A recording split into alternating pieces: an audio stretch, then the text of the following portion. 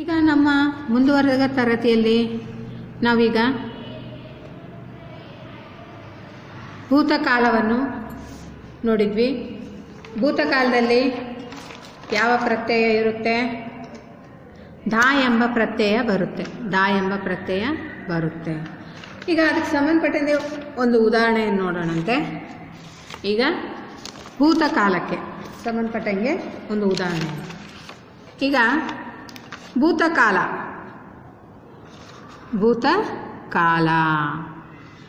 ರಾಮನು ಸೀತೆ ಮತ್ತು ಲಕ್ಷ್ಮಣನೊಂದಿಗೆ ಕಾಡಿಗೆ ಹೋದನು. ನೋಡಿ, ಇಲ್ಲಿ ಪ್ರತ್ಯಯ ಯಾವುದಿದೆ? ದಾ ಪ್ರತ್ಯಯ. ಭೂತಕಾಲಕ್ಕೆ ಯಾವುದು? ದಾ ಪ್ರತ್ಯಯ. ಹೌದಾ ಅಲ್ವಾ? ಈಗ ಹೋಗು ಪ್ಲಸ್ ದಾ ಪ್ಲಸ್ ಅನು, ಹೋದನು. ಇದು ಈ ರೀತಿಯಲ್ಲಿ ಬರುವುದನ್ನು ನಾವು ಭೂತಕಾಲ ಅಂತೀವಿ. ರಾಮನು ಸೀತೆ ಮತ್ತು ಲಕ್ಷ್ಮಣನೊಂದಿಗೆ ಕಾಡಿಗೆ ಹೋದನು. ಅದನ್ನು ಬಿಡಿಸಿದಾಗ ಹೋಗು ಪ್ಲಸ್ ದಾ ಪ್ಲಸ್ ಅನು ಅಂದರೆ ನಮಗೀಗ ಭೂತಕಾಲ ಅಂದ ತಕ್ಷಣ ಅದು ನಡೆದು ಹೋದಂಥ ಕ್ರಿಯೆ ಆಗಿದೆ. ಹೌದಾ ಇಲ್ವಾ? ರಾಮ ಸೀತೆ ಮತ್ತು ಲಕ್ಷ್ಮಣನಿಗೆ ಕಾಡಿಗೆ ಹೋಗಿದ್ನೇ ಇಲ್ಲ. ಅವಾಗ ಪ್ರತ್ಯಯ ಯಾವುದಸ್ತೀವಿ? ದಾ ಪ್ರತ್ಯಯ. ಅಂದರೆ ನಮಗೆ ಕೊನೆಯದಾಗಿ ಸಿಗುವಂತಹ ಓದನು, ಬಿದ್ದನು, ನಿಂತನು, ಈ ಥರ ಯಾವುದು ಕೊನೆ ಅಕ್ಷರ ದಾ ಪ್ರತ್ಯಯ ಉಪಯೋಗ ಆಗುತ್ತೋ ಅದನ್ನು ಭೂತಕಾಲ ಅಂತ ಕರಿತೀವಿ. ಅರ್ಥ ಆಗಿದೆನಾ ವಿದ್ಯಾರ್ಥಿಗಳೇ ಭೂತಕಾಲದ ಬಗ್ಗೆ? ಈಗ ನಾವು ವರ್ತಮಾನ ಕಾಲಕ್ಕೆ ಹೋಗೋಣಂತೆ. ವರ್ತಮಾನ ಕಾಲ. ಈಗ ಭೂತಕಾಲಕ್ಕೆ ಪ್ರತ್ಯಯವನ್ನು ದಾ ಅಂತ ನಾವು ತಿಳ್ಕೊಂಡ್ವಿ. ಹಾಗಾದರೆ ನಾವು ಯಾವುದೇ ವಾಕ್ಯ ಬಂದಾಗ ಅಲ್ಲಿ ದಾ ಪ್ರತ್ಯಯ ಬಳಸಿದ್ದಾರೆ ಅಂದರೆ ಅದು ಭೂತಕಾಲ. ನೀನು ಹಿಂದೆ ಆಗಿದೆನಾ ಮುಂದೆ ಆಗಿದೆನೋ ಯೋಚನೆ ಬೇಕಾಗಿಲ್ಲ. ದಾ ಪ್ರತ್ಯಯ ಇದೆನಾ ಕೊನೆಯದಾಗಿ ಹೋದನು. ಅಲ್ಲಿ ಹೋದನು ನೋಡಿಲಿ, ಹೋದರು. ನೀವು ಇದನ್ನು ಮಾಡ್ಬೋದು. ನಡೆದಳು. ಇದನ್ನೇನಾದರೂ ಮಾಡಿ, ನೀವು ಮಾಡಿದಾಗ ನಿಮ್ಗೆ ಗೊತ್ತಾಗುತ್ತೆ. ಯಾವುದೇ ಆಗಲಿ ಉದಾಹರಣೆಗಳನ್ನು ತಗೊಂಡು ಮಾಡಿದಾಗ ಮಾತ್ರ ನಿಮಗೆ ಅರ್ಥ ಆಗುತ್ತೆ. ಈಗ ವರ್ತಮಾನ ಕಾಲಕ್ಕೆ ಹೋಗೋಣಂತೆ. ವರ್ತಮಾನ ಎಂದರೆ ಈಗಿನ. ನಾನೀಗ ಮಾಡ್ತಾ ಇದ್ದೀನಲ್ವ ಈ ಪಾಠ. ವರ್ತಮಾನ ಎಂದರೆ ಈಗಿನ ಎಂದರ್ಥ. ಈಗ ನಡೆಯುತ್ತಿರುವ ಕ್ರಿಯೆಯನ್ನು ವರ್ತಮಾನ ಕಾಲವು ಸೂಚಿಸುತ್ತದೆ. ವರ್ತಮಾನ ಎಂದರೆ ಈಗಿನ ಎಂದರ್ಥ. ಈಗ ನಡೆಯುತ್ತಿರುವ ಕ್ರಿಯೆಯನ್ನು ವರ್ತಮಾನ ಕಾಲವು ಸೂಚಿಸುತ್ತದೆ. ಈಗ ನಾನು ಮಾಡ್ತಾ ಇದ್ದೀನಲ್ಲ ಅದು. ಈಗ ಹಳೆಗನ್ನಡ ಹೊಸಗನ್ನಡಕ್ಕೆ ಹೋಗೋಣಂತೆ. ಏನಾಗಿತ್ತು ಅಲ್ಲಿ? ಈಗ ಹೊಸಗನ್ನಡದಲ್ಲಿ ಉತ್ತ ಎಂಬ ಪ್ರತ್ಯಯವು ಧಾತುವಿಗೆ ಸೇರುವುದರಿಂದ ವರ್ತಮಾನ ಕಾಲವು ಸಿದ್ಧವಾಗುತ್ತದೆ. ಆದರೆ ಹಳೆಗನ್ನಡದಲ್ಲಿ ಏನು ಮಾಡ್ತಾಯಿದ್ರು? ದಪ ಎಂಬ ಪ್ರತ್ಯಯವನ್ನು ವರ್ತಮಾನ ಕಾಲದಲ್ಲಿ ಪ್ರತ್ಯಯವಾಗಿ ಉಪಯೋಗ ಮಾಡ್ತಾಯಿದ್ರು ಹಳೆಗನ್ನಡದಲ್ಲಿ. ಈಗ ನಮಗೆ ಹೊಸಗನ್ನಡದಲ್ಲಿ ಇರೋದರಿಂದ ನಾವು ಉತ್ತ ಎಂಬ ಪ್ರತ್ಯಯವನ್ನು ಹಚ್ತಾ ಇದ್ದೀವಿ. ಇಲ್ಲಿ ಭೂತಕಾಲಕ್ಕೆ ಯಾವ ಪ್ರತ್ಯಯ ಹಚ್ತೀವಿ? ಯಾವುದು? ದಾ ಪ್ರತ್ಯಯ ಅಲ್ವಾ? ದಾ ಪ್ರತ್ಯಯ. ಹಂಗಾದರೆ ಹೊಸಗನ್ನಡಕ್ಕೆ ಬಂದಾಗ ನಮ್ಮ ವರ್ತಮಾನ ಕಾಲದಲ್ಲಿ ಉತ್ತ ಎಂಬ ಪ್ರತ್ಯಯ ಹಚ್ಚುತ್ತೇವೆ. ನೋಡು ಪ್ಲಸ್ ಉತ್ತ ಪ್ಲಸ್ ಇದ್ದಾನೆ, ನೋಡುತ್ತಿದ್ದಾನೆ. ಇಲ್ಲಿ ಬಂತಾ ಇಲ್ಲ? ಉತ್ತ ಎಂಬ ಪ್ರತ್ಯಯ ಹಚ್ಚಿದಾಗ ಅದು ವರ್ತಮಾನ ಕಾಲ ಆಗಿಬಿಡುತ್ತೆ. ಬರು ಪ್ಲಸ್ ಉತ್ತ ಪ್ಲಸ್ ಇದ್ದಾಳೆ, ಬರುತ್ತಿದ್ದಾಳೆ. ಈಗ ಒಂದು ವಾಕ್ಯ ಮಾಡೋಣ ಅಂತ. ಅದಕ್ಕೆ ವರ್ತಮಾನಕ್ಕೆ ಸಂಬಂಧಪಟ್ಟಂಗೆ ಒಂದು ವಾಕ್ಯವನ್ನು ಮಾಡೋಣಂತೆ. ಮಾಡಿದಾಗ ನೋಡಿ, ವರ್ತಮಾನ ಕಾಲ. ಅದಕ್ಕೆ ನಾವೆಲ್ಲರೂ ಸೇರಿ ಜಾತ್ರೆಗೆ ಹೋಗುತ್ತೇವೆ. ನಾವೆಲ್ಲರೂ ಸೇರಿ ಜಾತ್ರೆಗೆ ಹೋಗುತ್ತೇವೆ. ಅಷ್ಟೇ, ಹೋಗುತ್ತೇವೆ. ಹೋಗು ಪ್ಲಸ್ ಉತ್ತ ಪ್ಲಸ್ ಅವೇ, ಹೋಗುತ್ತೇವೆ. ಇಲ್ಲೇನು ಪ್ರತ್ಯಯ ಹಚ್ಚಿದ್ವಿ? ಉತ್ತ. ನಾವೆಲ್ಲರೂ ಸೇರಿ ಜಾತ್ರೆಗೆ ಹೋಗುತ್ತೇವೆ. ಇಲ್ಲಿ ಭೂತಕ್ಕೆ ಬಂದಾಗ ಹೋದನು, ಅಲ್ಲಿ ದಾ ಪ್ರತ್ಯಯ. ಇಲ್ಲಿ ಹೋಗುತ್ತೇವೆ ಉತ್ತ ಪ್ರತ್ಯಯ. ಹೋಗು ಪ್ಲಸ್ ಉತ್ತ ಪ್ಲಸ್ ಅವೇ, ಹೋಗುತ್ತೇವೆ. ಇದನ್ನು ನೀವು ಅರ್ಥ ಮಾಡ್ಕೋಬೇಕು. ನಾವೆಲ್ಲರೂ ಸೇರಿ ಜಾತ್ರೆಗೆ ಹೋಗುತ್ತೇವೆ ಅನ್ನೋದು ವರ್ತಮಾನ ಕಾಲ ಪ್ರತ್ಯಯ ಆಗುತ್ತೆ. ಈಗ ಹಳೆಗನ್ನಡಕ್ಕೆ ಬಂದಾಗ ಅಲ್ಲಿ ನಾ ಹೇಳಿದೆ ದಪ ಎಂಬ ಪ್ರತ್ಯಯವನ್ನು ಹಚ್ತಾ ಇದ್ರು ಹಳೆಗನ್ನಡಕ್ಕೆ ಹೋದಾಗ. ಅದಕ್ಕೆ ನಮಗೆ ಅದನ್ನು ಬೇಗ ಉಚ್ಚಾರಣೆ ಮಾಡಲಿಕ್ಕಾಗಲ್ಲ. ವರ್ತಮಾನ ಕಾಲ ಪ್ರತ್ಯಯವಾಗಿತ್ತು. ಬಂದಪನ್, ನಡೆದಪನ್, ಹೋದಪನ್, ಈ ಥರ ಅಲ್ಲಿ ದಪ ದಪ ಅಂತ ಅದರ ಉಚ್ಚಾರಣೆನೇ ನಮಗೆ ವಿಚಿತ್ರವಾಗಿ, ಕೆಲವರಿಗಂತೂ ಅದು ನಮಗೆ ಕೇಳದೇ ಇರುವಂಥ ಭಾಷೆಯಾಗಿ ಸಹ ನಮ್ಗೆ ಕೇಳಿಸ್ಬಿಡುತ್ತೆ. ಯಾಕಂದರೆ ಹಳೆಗನ್ನಡ ಎಂಬುದು, ನೀವಿನ್ನೂ ಹಳೆಗನ್ನಡ, ಪೂರ್ವ ಹಳೆಗನ್ನಡ ಅಂದರೆ ನಮ್ಮ ಹಲ್ಮಿಡಿ ಶಾಸನದಲ್ಲಿ ನಮಗೆ ಸಿಗುವಂತಹ ಶಾಸನ ಆಗಿದೆ. ನಮಗೆ ಮೊಟ್ಟ ಮೊದಲು ಸಿಕ್ಕಿರುವಂತಹ ಹಲ್ಮಿಡಿ ಶಾಸನ. ಈ ಶಾಸನದಲ್ಲಿ ಪೂರ್ವ ಹಳೆಗನ್ನಡ ಭಾಷೆಯನ್ನು ಬಳಕೆ ಮಾಡಿದ್ದಾರೆ. ನೀವು ಹಂಪಿ ಕ್ಷೇತ್ರಕ್ಕೆ ಹೋದಾಗ ಸಹ ಅಲ್ಲಿ ವೀಕ್ಷಣೆ ಮಾಡಬೇಕು. ಅಲ್ಲಿ ವೀಕ್ಷಣೆ ಮಾಡಿದಾಗ ನಮಗೆ ಅಲ್ಲಿ ಹಳೆಗನ್ನಡದ ಅಕ್ಷರಗಳನ್ನು ಬರೆದಿರ್ತಾರೆ. ಅದನ್ನು ಬರ್ಕೊಂಬರ್ಬೇಕು. ನೀವು ಬರ್ಕೊಂಬಂದು ನಿಮ್ಮ ಶಿಕ್ಷಕರಿಗೆ ಇದು ಏನಂತಾರೆ ಸರ್, ಶಿಕ್ಷಕರೇ ಇದರ ಭಾಷೆಯನ್ನು ನಮಗೆ ತಿಳಿಸ್ಕೊಡಿ. ಆ ಭಾಷೆಯನ್ನು ಓದಲಿಕ್ಕೂ ಸಹ ಕೆಲವರು ತಮ್ಮ ಲಿಟ್ರೇಚರ್ ಅಂತ ಕರಿತೀವಿ, ಸಾಹಿತ್ಯ ಕಲ್ತಿರ್ತಾರೆ, ಭಾಷಾ ತಜ್ಞರು ಅಂತ ಕರಿತೀವಿ. ಆ ಭಾಷೆಯನ್ನು ಓದುವಂಥವ್ರು ಭಾಷಾ ಲಿಪಿ ತಜ್ಞರು ಅಂತ ಕರಿತೀವಿ. ಅದನ್ನು ಓದಲಿಕ್ಕೂ ಇದ್ದಾರೆ. ನಮಗೆ ಹಲ್ಮಿಡಿ ಶಾಸನ ಕ್ರಿಸ್ತಶಕ 450ರಲ್ಲಿ ಸಿಕ್ಕಂತಹ ನಮಗೆ ಕನ್ನಡದಲ್ಲಿ ಮೊಟ್ಟ ಮೊದಲಾಗಿ ಸಿಕ್ಕಿರುವಂತಹ ಶಾಸನವಾಗಿದೆ. ಮತ್ತು ನಮ್ಮ ಕನ್ನಡದ ಭಾಷೆಯು ಗಾತ ಸಪ್ತಸತಿ ಅಂತ ಹೇಳ್ತೀವಿ. ಹಾಲ ಎಂಬುವಂತಹ ಚಕ್ರವರ್ತಿ ಅದನ್ನು ವಿರಚಿತ ಮಾಡಿರ್ತಾನೆ, ಬರೆದಿರ್ತಾನೆ. ಅದರಲ್ಲೂ ಸಹ ನಮ್ಮ ಕನ್ನಡ ಸಾಹಿತ್ಯದ ಬಗ್ಗೆ, ಕನ್ನಡವು 4ನೇ ಶತಮಾನದಲ್ಲಿಯೇ ಹುಟ್ಟಿ ಬೆಳೆದಂಥದ ದೊಡ್ಡ ಅಪರೂಪವಾದಂಥ ಸಾಹಿತ್ಯ ಎಂದು ನಮಗೆ ತಿಳಿಸ್ಕೊಡ್ತಾರೆ. ಅದಕ್ಕೆ ಕನ್ನಡದ ಬಗ್ಗೆ ರಾಮಾಯಣ ಮಹಾಭಾರತದಲ್ಲೂ ಸಹ ಉಲ್ಲೇಖಿತವಾಗಿರೋದು ಕಾಣ್ಬೋದು. ಹಾಗಾದರೆ ವರ್ತಮಾನದ ಕಾಲಕ್ಕೆ ನಾವು ಯಾವ ಪ್ರತ್ಯಯ ಹಚ್ತೀವಿ? ಉತ್ತ, ಹಳೆಗನ್ನಡದ ದಪ್ಪ ಅಂತ ಹಚ್ತಾಯಿದ್ರು. ಅದಕ್ಕೆ ಬಂದಪ್ಪನ್, ಓ ಪಡೆದಪ್ಪನ್ ಅಂತ ಹೇಳ್ತಾರೆ. ಹಾಗಾದರೆ ಭೂತಕಾಲದಲ್ಲಿ ಯಾವ ಪ್ರತ್ಯಯ? ದಾ ಪ್ರತ್ಯಯ. ವರ್ತಮಾನ ಕಾಲದಲ್ಲಿ ಉತ್ತಾ ಪ್ರತ್ಯಯ. ಈಗ ಭವಿಷ್ಯತ್ ಕಾಲ, ಭೂತಕಾಲ, ವರ್ತಮಾನ, ಈಗ ಭವಿಷ್ಯತ್ ಕಾಲ. ಈಗ ಭವಿಷ್ಯತ್ ಕಾಲದಲ್ಲಿ ಏನಾಗುತ್ತೆ? ಭವಿಷ್ಯತ್ ಕಾಲವು ಮುಂದೆ ನಡೆಯಲಿರುವುದನ್ನು, ಭವಿಷ್ಯತ್ ಕಾಲವು ಮುಂದೆ ನಡೆಯಲಿರುವುದನ್ನು ಸೂಚಿಸುವ ಕಾಲವಾಗಿದೆ. ಅಂದರೆ ಧಾತುವಿಗೆ, ಅಂದರೆ ಅಲ್ಲಿ ಏನು ಮಾಡ್ತಾನೆ, ಧಾತು ಅಂದರೆ ನಿಮಗೆ ಹೇಳಿದೆ ನಾನು ಕ್ರಿಯಾಪದ ಹೇಳುವಾಗ, ನೋಡು ಅನ್ನೋದನ್ನು ನಾವು ಧಾತು ಅಂತ ಕರಿತೀವಿ. ಆ ಧಾತುವಿಗೆ ಉವ ಎಂಬ ಪ್ರತ್ಯಯವು ಸೇರಿ, ಯಾವ ಪ್ರತ್ಯಯ? ಉವ. ನೋಡ್ರಿ, ನೆನ್ಪಿಟ್ಕೊಳ್ಳಿ. ಭೂತಕಾಲಕ್ಕೆ ದಾ, ವರ್ತಮಾನಕ್ಕೆ ಉತ್ತ, ಭವಿಷ್ಯತ್ ಕಾಲಕ್ಕೆ ಉವ ಪ್ರತ್ಯಯಗಳನ್ನು ಹಚ್ತೀವಿ. ಸೇರಿಸಿ ಭವಿಷ್ಯತ್ ಕಾಲವು ಸೂಚಿತವಾಗುತ್ತದೆ. ಭವಿಷ್ಯತ್ ಕಾಲವು ಮುಂದೆ ನಡೆಯಲಿರುವುದನ್ನು ಸೂಚಿಸುವ ಕಾಲವಾಗಿದೆ. ಧಾತುವಿಗೆ ಉವ ಎಂಬ ಪ್ರತ್ಯಯವು ಸೇರಿ ಭವಿಷ್ಯತ್ ಕಾಲವು ಸೂಚಿತವಾಗುತ್ತದೆ. ನೋಡ್ರಿ, ಇಲ್ಲಿ ಭವಿಷ್ಯತ್ ಕಾಲಿಗೆ ಯಾವ ಪ್ರತ್ಯಯನ ಹಚ್ತೀವಿ? ಉವ ಎಂಬ ಪ್ರತ್ಯಯ. ಹಾಗಾದರೆ ನೋಡೋಣ ಉದಾಹರಣೆ. ನೋಡು ಪ್ಲಸ್ ಉವ ಅಂದರೆ ಬಿಡಿಸಿದ್ದೀವಿ, ನಾವೇನಂತ ಕರಿತೀವಿ? ನೋಡುವ ಅಂತ ಇರುತ್ತೆ. ಇಲ್ಲಿ ನೋಡುವ, ಮತ್ತು ನೀವು ವಾ ಬಂದುಬಿಟ್ಟಿದೆ ಅಂದರೆ ಏನೇನೋ ತಿಳ್ಕೊಬೇಡಿ. ಅಲ್ಲಿ ನಾವು ಭೂತಕಾಲದಲ್ಲಿ ದಾ ಪ್ರತ್ಯಯ ಹಚ್ತೀವಿ, ವರ್ತಮಾನ ಕಾಲದಲ್ಲಿ ಉತ್ತಾನ ಅನ್ನೋ ಪ್ರತ್ಯಯ ಹಚ್ತೀವಿ. ಭವಿಷ್ಯತ್ ಕಾಲದಲ್ಲಿ ಉವ, ಇಲ್ಲಿ ನೋಡಿ ನೋಡುವ, ಉವ, ಇಲ್ಲಿ ಹೂ ಬರುತ್ತೆ. ಇಲ್ಲಿ ನಾವು ಉಚ್ಚಾರಣೆ ಮಾಡಿದಾಗ ಉವ. ನಡೆಯುವ, ನಡೆ ಪ್ಲಸ್ ಉವ, ನಡೆಯುವ. ಈ ರೀತಿ ಸೂಚಿಸುವಂತಹ ಪ್ರತ್ಯಯವನ್ನು ಭವಿಷ್ಯತ್ ಕಾಲ ಅಂತ ಕರಿತೀವಿ. ಈಗ ಭವಿಷ್ಯತ್ ಕಾಲವನ್ನು ಸೂಚಿಸುವ ಮೂಲ ಪ್ರತ್ಯಯವು ಪಾಗಿದ್ದು ಕಾಲಕ್ರಮದಲ್ಲಿ ವಾಕಾರವಾಗಿ ಬದಲಾವಣೆ ಹೊಂದಿದೆ. ಅಂದರೆ ಬರ್ತಾ ಬರ್ತಾ ಮೊದಲಿಗೆ ನಾವು ಪಾ ಪ್ರತ್ಯಯ ಹಚ್ಕೊತ ಬರ್ತಾ ಇದ್ವಿ, ನಂತರ ಅದು ವಾ ಪ್ರತ್ಯಯಕಾರವಾಗಿ ಬದಲಾವಣೆ ಹೊಂದಿದೆ. ಭವಿಷ್ಯತ್ ಕಾಲವನ್ನು ಸೂಚಿಸುವ ಮೂಲ ಪ್ರತ್ಯಯವು ಪಾಕಾರ ಆಗಿದ್ದು ಕಾಲಕ್ರಮದಲ್ಲಿ ವಾಕಾರವಾಗಿ ಬದಲಾವಣೆ ಹೊಂದಿದೆ.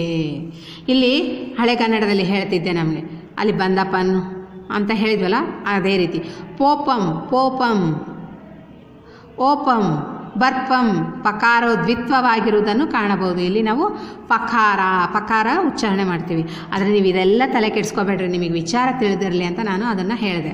ಆದರೆ ನಮಗೆ ಭವಿಷ್ಯತ್ ಕಾಲದಲ್ಲಿ ಯಾವ ಪ್ರತ್ಯಯ ಹಚ್ತೀವಿ, ವಾ ವಾ ವಾ ವಾ ಅಂತ ನಾವು ಅದನ್ನು ಹೇಳ್ಬೋದು. ಅಂದರೆ ವಾ ಅನ್ನುವಂತಹ ಪ್ರತ್ಯಯವನ್ನು ಹಚ್ತಾ ಹೋಗ್ತೀವಿ. ಇಲ್ಲಿ ಭವಿಷ್ಯತ್ ಕಾಲಕ್ಕೆ ಬಂದಿವಾ. ಇಲ್ಲಿ ಅದಕ್ಕೆ ಉದಾಹರಣೆ ನೋಡೋಣ. ನಾಳೆ ನಮ್ಮ ಊರಿಗೆ ರಮಾ ಬರುವಳು. ಇಲ್ಲಿ ನೋಡ್ರಿ, ಹೂವ ಅಂತ ಬಂತ ಇಲ್ಲಿ. ನಾಳೆ ನಮ್ಮ ಊರಿಗೆ ರಮಾ ಬರುವಳು. ನೋಡ್ರಿ, ಅದನ್ನು ಬಿಡಿಸಿದಾಗ ಬರು ಪ್ಲಸ್ ಹೂವ ಪ್ಲಸ್ ಅಳು, ಹೂವ ಅಂತ ಬಂತಲ್ಲ, ವಾ ಅಂತ ಬಂತಲ್ಲ, ಅದನ್ನು ನಾವು ಭವಿಷ್ಯತ್ ಕಾಲಕ್ಕೆ ಹೇಳ್ತೀವಿ. ಹಾಗಾದರೆ ವಿದ್ಯಾರ್ಥಿಗಳೇ, ನಿಮಗೆ ತಿಳಿದಂದರೆ ಹೋದನು ದಾ ಪ್ರತ್ಯಯ ಯಾವುದು ಬರುತ್ತೋ ಅದನ್ನು ಭೂತಕಾಲವೆಂದು, ಯಾವಾಗ ಉತ್ತ ಅಂತ ಬರುತ್ತೋ ಅದನ್ನು ವರ್ತಮಾನ ಕಾಲವೆಂದು, ಯಾವಾಗ ವಾ ಎಂಬ ಪ್ರತ್ಯಯ ಬರುತ್ತೋ ಅದನ್ನು ಭವಿಷ್ಯತ್ ಕಾಲವೆಂದು ನಾವು ತಿಳ್ಕೊತ ಹೋಗ್ತೀವಿ. ಈಗ ಕಾಲಗಳು ಆದಮೇಲೆ ನಾವು ಲಿಂಗಕ್ಕೆ ಬರೋಣಂತೆ. ಲಿಂಗ ಅಂದರೆ ನಮ್ಮ ಶಿವಲಿಂಗ ಅಂದ್ಕೋಬೇಡಿ, ದೇವರು ಮಹಾದೇವ ಲಿಂಗ ಅಲ್ಲ. ಅದೇ ರೀತಿಯಲ್ಲಿ ಲಿಂಗಗಳನ್ನು ಗುರುತಿಸುವಂಥ ಲಿಂಗಗಳು. ಕನ್ನಡ ಭಾಷೆಯಲ್ಲಿ ಲಿಂಗ ಭೇದವು ಮೇಲ್ಮಟ್ಟದ ಬುದ್ಧಿಶಕ್ತಿಯುಳ್ಳ ಮನುಷ್ಯ ವರ್ಗಕ್ಕೆ ಮಾತ್ರ ಅನ್ವಯಿಸುತ್ತದೆ. ನಮ್ಮ ಕನ್ನಡ ಭಾಷೆಯಲ್ಲಿ ಏನಿದೆ ಅಂದರೆ, ಯಾವ ಮನುಷ್ಯ ಅಂದರೆ ನಾವು ಹೆಂಗೆ ಅವನು ಮಾತಾಡ್ತಾನೆ, ಅವನಿಗೆ ವಿಭಿನ್ನವಾದ ಒಂದು ಅಸ್ತಿತ್ವವಿದೆ, ಅದನ್ನು ಗುರುತಿಸುತ್ತಾನೆ ನಾವು ಮನುಷ್ಯ ಅಂತ ಆ ವರ್ಗಕ್ಕೆ ಸೇರಿಸ್ತೀವಿ.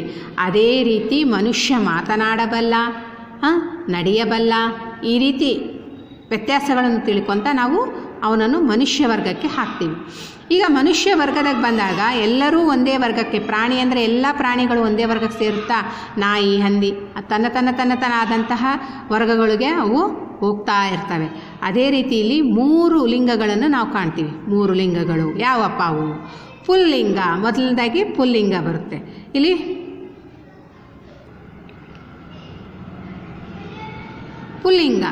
ಪುಲ್ಲಿಂಗಕ್ಕೆ ಬಂದಾಗ ಏನಪ್ಪ ಪುಲ್ಲಿಂಗ? ಯಾವ ಶಬ್ದ ಗಂಡು ಎನ್ನುವ ಅರ್ಥ ನೀಡುತ್ತದೋ ಅದು ಪುಲ್ಲಿಂಗ ಎಂದು ತಿಳಿಯಬಹುದು. ನಾವು ಅಂಗಾಂಗಗಳಲ್ಲೂ ಬಂದಾಗ ವಿಚಾರಣೆಯಲ್ಲಿ ಅವನು ಗಂಡು ಎಂದು ಗುರುತಿಸಿದಾಗ ಅವನನ್ನು ನಾವು ಪುಲ್ಲಿಂಗ ಅಂತೀವಿ. ಯಾವ ಶಬ್ದ ಗಂಡು ಎನ್ನುವ ಅರ್ಥ ನೀಡುತ್ತದೋ ಅದು ಪುಲ್ಲಿಂಗ ಎಂದು ತಿಳಿಯಬಹುದು. ಉದಾಹರಣೆಗೆ, ಅವನು ಮನೆಗೆ ಹೋಗುತ್ತಾನೆ. ಇಲ್ಲಿ ಅವನು ಅನ್ನೋದನ್ನು ನಾವು ಪುಲ್ಲಿಂಗಕ್ಕೆ ಬಳಕೆ ಮಾಡ್ತೀವಿ. ಅವನು ಅನ್ನೋದನ್ನು ಪುಲ್ಲಿಂಗಕ್ಕೆ ಬಳಕೆ ಮಾಡ್ತೀವಿ. ಹಾಗಾದರೆ ಯಾರನ್ನು ಗಂಡು ಎಂದು ಕರಿತೀವೋ ಅವ್ರನ್ನ ಪುಲ್ಲಿಂಗ ಅಂತ ಕರೀಲಿಕ್ಕೆ ಮುಂದಾಗ್ತೀವಿ. ಹೌದಾ ಇಲ್ವಾ? ಕೆಲವೊಂದು ಉದಾಹರಣೆಗಳನ್ನು ಕೊಡ್ತಾ ಹೋಗ್ತೀನಿ, ನೀವು ಸಹ ಮಾಡಬೇಕು ಅದೇ ರೀತಿ. ಇಲ್ಲಿ ಪುಲ್ಲಿಂಗ ಅಂತ ಶಬ್ದವನ್ನು ನೋಡಿದ್ವಿ, ಪುಲ್ಲಿಂಗಗೆ ಅವನು ಅಂತ ಬಳಸಿದ್ವಿ. ಗಣೇಶ, ರಮೇಶ, ಸುರೇಶ, ಆ ಪುಲ್ಲಿಂಗಕ್ಕೆ ಸಂಬಂಧಪಟ್ಟವ್ರನ್ನೆಲ್ಲ ನಾವು ಪುಲ್ಲಿಂಗ ಅಂತ ಕರೀತೀವಿ. ಈಗ ಸ್ತ್ರೀಲಿಂಗಕ್ಕೆ ಬಂದ್ವಿ. ಇದಕ್ಕೆ ಸಂಬಂಧಪಟ್ಟಂತೆ ಯಾವ ಶಬ್ದ ಹೆಣ್ಣು ಎನ್ನುವ ಅರ್ಥ ನೀಡುತ್ತದೋ ಅದು ಸ್ತ್ರೀಲಿಂಗ ಎಂದು ಕರೆಯುತ್ತಾರೆ. ನೋಡಿ, ಅಲ್ಲಿ ಪುಲ್ಲಿಂಗ ಅಂದರೆ ಗಂಡಿಗೆ ಸಂಬಂಧಪಟ್ಟದ್ದನ್ನು ಪುಲ್ಲಿಂಗ ಎಂದು, ಇಲ್ಲಿಗೆ ಹೆಣ್ಣಿಗೆ ಸಂಬಂಧಪಟ್ಟದ್ದನ್ನು ಸ್ತ್ರೀಲಿಂಗ ಎಂದು ಬೇಗ ಅರ್ಥ ಆಗ್ಬಿಡುತ್ತೆ ನಮಗೆ. ಸ್ತ್ರೀವಾಚಕ ಪ್ರತ್ಯಯಗಳನ್ನು ಬಳಸಿ ಮಾಡುವ ಪದಗಳಾಗಿದೆ. ಇಲ್ಲಿ ಸ್ತ್ರೀಗಳಿಗೆ ಕೆಲವೊಂದು ಪ್ರತ್ಯಯಗಳನ್ನು ಹಚ್ತೀವಿ. ಆ ಪ್ರತ್ಯಯಗಳ ಮೂಲಕ ನಾವು ತಿಳ್ಕೊತ ಹೋಗೋಣ. ನೋಡ್ರಿ, ಇಲ್ಲಿ ಯಾವ ಪ್ರತ್ಯಯ? ಇತಿ, ಇತ್ತಿ, ಎ. ಆ ಹುಡುಗಿ ಹಾಡಿದಳು, ಇದು ಒಂದು ಸ್ತ್ರೀಲಿಂಗಕ್ಕೆ ಉದಾಹರಣೆ. ಆ ಹುಡುಗಿ, ಅಲ್ಲಿ ಹುಡುಗ ಅಂದರೆ ಅಲ್ಲಿ ಪುಲ್ಲಿಂಗ ಹಾಕ್ಬಿಡುತ್ತೆ. ಇಲ್ಲಿ ಹುಡುಗಿ ಅಂದರೆ ಸ್ತ್ರೀಲಿಂಗ. ಆ ಹುಡುಗಿ ಹಾಡಿದಳು. ಇಲ್ಲಿ ಪ್ರತ್ಯಯಗಳು ಇತಿ, ಇತ್ತಿ, ಎ ಅಂದರೆ ಪುಲ್ಲಿಂಗದನ್ನೇ ತಗೊಂಡು ಅದಕ್ಕೆ ಇವುಗಳು 3 ಇಟ್ಬಿಟ್ಟು ಆ ಸ್ತ್ರೀಲಿಂಗವಾಗಿ ಪರಿವರ್ತನೆ ಮಾಡೋದು. ಬ್ರಾಹ್ಮಣ ಅಂತ ನಾವು ಪುಲ್ಲಿಂಗಂಗೂ ಕರಿತೀವಿ. ಆವಾಗ ಇತಿ ಅಂತ ಕೊಟ್ಟರೆ ಬ್ರಾಹ್ಮಣತಿ ಇತಿ ಅಂದರೆ ಬ್ರಾಹ್ಮಣನ ಪತ್ನಿ, ಅಥವಾ ಬ್ರಾಹ್ಮಣ ಹೆಣ್ಣು ಮಗಳು, ಬ್ರಾಹ್ಮಣ ವರ್ಗಕ್ಕೆ ಸೇರಿದಂತಹ ಹೆಣ್ಣು ಮಗಳು. ಒಕ್ಕಲಿಗ ಅದು ಒಕ್ಕಲಿಗ, ವ್ಯವಸಾಯಕ್ಕೆ ಅವನಿಗೆ ಒಕ್ಕಲಿಗ ಅಂತ ಕರಿತೀವಿ. ಆವಾಗ ಇತ್ತಿ ಅಂತ ಸೇರಿಸಿದಾಗ ಒಕ್ಕಲಗಿತ್ತಿ. ಯಾಕೆ ಏನಾದರೂ ವ್ಯವಸಾಯ ಮಾಡ್ತಿಲ್ಲ, ಒಕ್ಕಲಗಿತ್ತಿ. ರೈತ ಅಂತ ಅವ್ರನ್ನ ಹೆಂಗೆ ಕರಿತೀವಿ, ಹಾಗೆ ಒಕ್ಕಲಗಿತ್ತಿ. ಗಿತ್ತಿ ಅಂತ ಸೇರಿಸಿದಾಗ ಇತ್ತಿ ಅಂತ ಸೇರಿಸಿದಾಗ ನಮಗೆ ಸ್ತ್ರೀಲಿಂಗ ರೂಪ ಸಿಗುತ್ತೆ. ಜಾಣ ಅಂದರೆ ಅದು ಜಾಣೆಯರು ಅಂತ ಕರಿತೀವಿ. ಅವಾಗ ಜಾಣೆಯರು ಇದನ್ನು ಪುಲ್ಲಿಂಗ ಆಗಿಬಿಡುತ್ತೆ. ಇದಕ್ಕೆ ಸೇರಿಸಿದಾಗ ಜಾಣೆ. ಜಾಣೆಯರು ಅಂದರೆ ಅದು ಬಹುವಚನಕ್ಕಾಗುತ್ತೆ, ಜಾಣೆ ಆಗುತ್ತೆ. ಹಾಗಾದರೆ ನಿಮಗೆ ಅರ್ಥ ಆಗಿರ್ಬೋದಲ್ವಾ. ಇತ್ತಿ ಅಂತ ಸೇರಿಸಿದಾಗ ನಮಗೆ ಪುಲ್ಲಿಂಗಗಳು ಸಹ ಏನಾಗುತ್ತೆ, ಸ್ತ್ರೀಲಿಂಗ ಆಗಿ ಮಾರ್ಪಾಟು ಹೊಂದುತ್ತೆ. ಈಗ ನಪುಂಸಕ ಲಿಂಗ. ಯಾವ ಶಬ್ದ ಗಂಡು ಅಲ್ಲ ಹೆಣ್ಣು ಅಲ್ಲ. ನೋಡ್ರಿ, ದಿನನಿತ್ಯದಲ್ಲಿ ಯಾರಾದರೂ ಜಗಳ ಆಡ್ತಿದ್ರೆ, ಲೇ ನೀನು ಗಂಡು ಈ ಕಡೆ ಹೆಣ್ಣಲ್ಲಲೋ ಆ ಕಡೆ ಗಂಡಲ್ಲಲೋ ಅಂತ ಬಳಸ್ಬಿಡ್ತಾರೆ. ಅದು ತುಂಬ ಕೆಲವ್ರಿಗೆ ಮನಸ್ಸು ನೋವಾಗುತ್ತೆ. ಅದರ ಶಬ್ದಗಳನ್ನು ನಾವು ಬಳಸಲಿಕ್ಕೆ ಹೋಗಬಾರ್ದು. ಆದರೆ ನಾವೀಗ ತಿಳಿಸಲೇಬೇಕಾಗಿರುವಂಥ ವಿಷಯವಾಗಿರೋದು ತಿಳಿಸ್ತಾ ಇದ್ದೀವಿ. ಯಾವ ಶಬ್ದ ಗಂಡೂ ಅಲ್ಲ ಹೆಣ್ಣೂ ಅಲ್ಲ ಎನ್ನುವ ಅರ್ಥ ನೀಡಿದರೆ ಅದು ನಪುಂಸಕ ಲಿಂಗ ಎಂದು ತಿಳಿಯಿರಿ. ಈಗ ಒಂದು ಹಸು ಇರುತ್ತೆ. ಆ ಹಸು ಹೆಣ್ಣೋ ಗಂಡೋ ಅನ್ನೋದು ನಮಗೆ ಗೊತ್ತಿರಲ್ಲ. ಅಂದರೆ ಇಲ್ಲಿ ನಮಗೆ ಆ ಹಸು ಬಂದಿತು ಅಂತ ಹೇಳ್ತೀವಿ. ಯಾವ ಹಸು ಬಂತು? ಈಗ ಗೂಳಿ ಬಂದಿದೆ ಅಂದರೆ ಅದು ನಮಗೆ ಆವಾಗಲೇ ಗೊತ್ತಾಗ್ಬಿಡ್ತು. ಅದು ಯಾಕಂದರೆ ಅದನ್ನು ನಾವು ಪುಲ್ಲಿಂಗಕ್ಕೆ ಹೋಲಿಕೆ ಮಾಡ್ತೀವಿ, ಪುಲ್ಲಿಂಗ ಅಂತ ಹೇಳ್ತೀವಿ. ಹಸು ಎಂಬುದು ಆವಾಗ ನಪುಂಸಕ ಲಿಂಗ ಆಗುತ್ತೆ. ಮಗು ಹುಟ್ಟಿತು, ಯಾರಾದರೂ ವಿಶೇಷವಾಗಿ ಮನೆಯಲ್ಲಿ ಅವ್ರ ಮಗಳಿಗೆ ಮಗು ಹುಟ್ಟಿದರೆ ಅದು ಹೆಣ್ಣೋ ಗಂಡೋ ನಾವಿನ್ನೂ ನಿರ್ಧಾರ ಮಾಡಿಲ್ಲ. ಆದರೆ ದೂರವಾಣಿಯ ಕರೆ ಮೂಲಕ ಏನು ಹೇಳ್ತೀವಿ, ಮಗು ಹುಟ್ಟಿತು. ಆಮೇಲೆ ಹೇಳ್ತಾರೆ, ಅದು ಖುಷಿ ಹೇಳಿದ ನಂತರ ಕೇಳ್ತಾರೆ, ಏನು ಗಂಡು ಮಗೋ ಹೆಣ್ಮಗೋ? ಅಂದರೆ ಇಲ್ಲಿ ಮಗು ಹುಟ್ಟಿತು ಮಗು ಅನ್ನೋದನ್ನು ನಾವು ನಪುಂಸಕ ಲಿಂಗಕ್ಕೆ ತಗೊತೀವಿ. ಆದರೆ ನೀವು ತಿಳ್ಕೊಳ್ಳೋ ಥರ ಬೇರೆ ಥರ ಅರ್ಥ ಅಲ್ಲ. ಮರವು ಎಷ್ಟು ದೊಡ್ಡದಾಗಿದೆ, ಮರಕ್ಕೆ ನಾವು ಲಿಂಗಗಳನ್ನು ಹೇಳಲಿಕ್ಕೆ ಸಾಧ್ಯ ಇಲ್ಲ. ಅದಕ್ಕೆ ನಾವು ಅದನ್ನು ಏನಂತೀವಿ, ನಪುಂಸಕ ಲಿಂಗಕ್ಕೆ ಸೇರ್ತೀವಿ. ಹಸು, ಮಗು, ಮರ ಇವುಗಳನ್ನು ನಾವು ನಪುಂಸಕ ಲಿಂಗಕ್ಕೆ ಸೇರಿಸ್ತೀವಿ. ಹೌದಾ ಅಲ್ವಾ? ಇಲ್ಲಿ ಕೆಲವೊಂದು ಉದಾಹರಣೆಗಳು ನೋಡೋಣಂತೆ. ಪುಲ್ಲಿಂಗ ಅಂದರೆ ಯಾವ ರೀತಿ, ನೀವು ಈ ರೀತಿಯಲ್ಲಿ ಕಲ್ಕೊತ ಹೋದರೆ ಬೇಗ ಅರ್ಥ ಆಗುತ್ತೆ ನಿಮಗೂ ಗ್ರಾಮರ್ ಪಾಯಿಂಟ್. ಪುಲ್ಲಿಂಗ ಅಂದಾಗ ಕುಣಿವನು, ಅಲ್ಲಿ ಆವಾಗಲೇ ಗೊತ್ತಾಗ್ತಾಯಿದೆ ಗಂಡದು, ಅವನು ಅಂತ ಇದೆ. ಕುಣಿವನು, ತಿಂದನು, ಸುರೇಶ, ಮಹೇಶ, ರಮೇಶ ಇವ್ರನ್ನೆಲ್ಲ ಪುಲ್ಲಿಂಗ ವರ್ಗಕ್ಕೆ ಸೇರಿಸ್ತೀವಿ. ಇದು ಪುಲ್ಲಿಂಗ. ನಂತರ ಸ್ತ್ರೀಲಿಂಗ. ಇದನ್ನೇ ಕುಣಿವನು ತಗೊಂಡು ನಾವು ಕುಣಿವಳು, ಏನು ಕುಣಿತಾಳಪ್ಪ ಬಾಬಾ ಅಂತ ಹೇಳ್ತಿರ್ತಾರಲ್ಲ, ಅಲ್ಲಿ ಸ್ತ್ರೀಲಿಂಗ ಆಗ್ಬಿಡುತ್ತೆ, ಅವಳು ಅಂತ. ತಿನ್ನುವಳು, ಇಲ್ಲಿ ಹೆಸರು ಬಂದಾಗ ಯಾವುದಾದ್ರೂ ಕಮಲ, ಲತಾ, ರೀಟಾ, ಇಲ್ಲಿ ಸುಜಾತ ಅಂತ ಸೇರಿಸಿದ್ದೀವಿ. ಇದು ಒಂದು ಸ್ತ್ರೀಲಿಂಗಕ್ಕೆ ಸಂಬಂಧಪಟ್ಟಂಥ ಹೆಸರಾಗಿರುತ್ತೆ. ನಪುಂಸಕ ಲಿಂಗ. ಕುಣಿಯುವನು, ಕುಣಿಯುವಳು ತಗೊಂಡೆ ಕುಣಿಯುವುದು, ಅದು ಯಾವುದಾದ್ರೂ ಆಗಿರ್ಬೋದು, ಹೆಣ್ಣಾದರೂ ಆಗಿರ್ಬೋದು, ಆಗಿರ್ಬೋದು, ನಮಗೆ ಗೊತ್ತಿಲ್ಲ. ಹೇಳುವಾಗ ಆ ರೀತಿ ಉಪಯೋಗ ಮಾಡ್ತೀವಲ್ಲ, ಅದನ್ನು ಮಾತ್ರ ನಾವು ನಪುಂಸಕ ಲಿಂಗ ಅಂತ ಹೇಳ್ತೀವಿ. ತಿನ್ನುವುದು, ಏನಾದರೂ ತಿನ್ಬೋದು, ಅದು ಹುಲ್ಲನ್ನು ತಿಂತೈತೋ ಅಥವಾ ಪ್ರಾಣಿ ಯಾವ ಪ್ರಾಣಿಯೋ ಆ ಪ್ರಾಣಿ ಏನಾದರೂ ತಿಂತೈತಿ. ಅದು ಕೆಲವೊಂದು ಸಮ ನಾವು ಬಳಸ್ತೀವಿ ನಪುಂಸಕ ಲಿಂಗ. ಇಲ್ಲಿ ನೀವು ಗಿಡನ ನಾವು ಸ್ತ್ರೀಲಿಂಗ ಪುಲ್ಲಿಂಗಕ್ಕೆ ಸೇರ್ಸೋಕ್ಕಾಗಲ್ಲ, ಅದನ್ನು ನಪುಂಸಕ ಲಿಂಗಕ್ಕೆ ಸೇರಿಸ್ತೀವಿ. ಹಾಗಾದರೆ ವಿದ್ಯಾರ್ಥಿಗಳೇ, ನಿಮಗೆ ಪುಲ್ಲಿಂಗ, ಸ್ತ್ರೀಲಿಂಗ, ನಪುಂಸಕ ಲಿಂಗ ಬಗ್ಗೆ ಚೆನ್ನಾಗಿ ಅರ್ಥ ಆಗಿರ್ಬೋದಲ್ವಾ? ಯಾವುದನ್ನು ಯಾವ ರೀತಿ ಸಂಬೋಧನೆ ಮಾಡ್ತೀವಿ, ಯಾವ ರೀತಿ ಕರಿತೀವಿ ಅಂತ. ಇನ್ನು ನಾನು ಮಾಡಿರೋಂಥ ಎಲ್ಲ ವ್ಯಾಕರಣಾಂಶಗಳನ್ನು ನೀವು ನಿಮ್ಮ ಪುಸ್ತಕದಲ್ಲಿ ದಿನನಿತ್ಯ ಬರಿತಾ ಹೋಗ್ತಾ ಇದ್ದಾಗ ನಿಮಗೆ ಬೇಗನೆ ಅರ್ಥ ಆಗುತ್ತೆ. ಹಾಗಾದರೆ ಆ ಕೆಲಸವನ್ನು ಈಗಿಂದಲೇ ನೀವು ತೊಡ್ಕೊಳ್ತೀರಲ್ವಾ?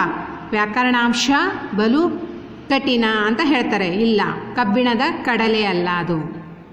ನಾವು ಅದನ್ನು ಕಲಿತಾಗ ಮಾತ್ರ ಎಲ್ಲವೂ ನಮಗೆ ಸಹಜವಾಗಿ ಕಾಣಿಸುತ್ತೆ. ಕಲಿಯದೇ ಇದ್ದಾಗ ಎಲ್ರಿಗದು ಕಬ್ಬಿಣದ ಕಡಲೆ ಆಗುತ್ತೆ. ಅಂದರೆ ಕಡಿಲಿಕ್ಕೆ ಬರೋದಿಲ್ಲ. ನೀವು ಕಡಿಲಿಕ್ಕೆ ಪ್ರಾರಂಭ ಮಾಡಿರಿ, ಕಬ್ಬಿಣವನ್ನು ಸಹ ನೀವು ಕರಗಿಸಬಹುದು ಎಂದು ಹೇಳ್ತಾ ನನ್ನ ಈ ವ್ಯಾಕರಣದ ತರಗತಿಯನ್ನು ಇಲ್ಲಿಗೆ ಮುಗಿಸ್ತಾ ಇದ್ದೀನಿ.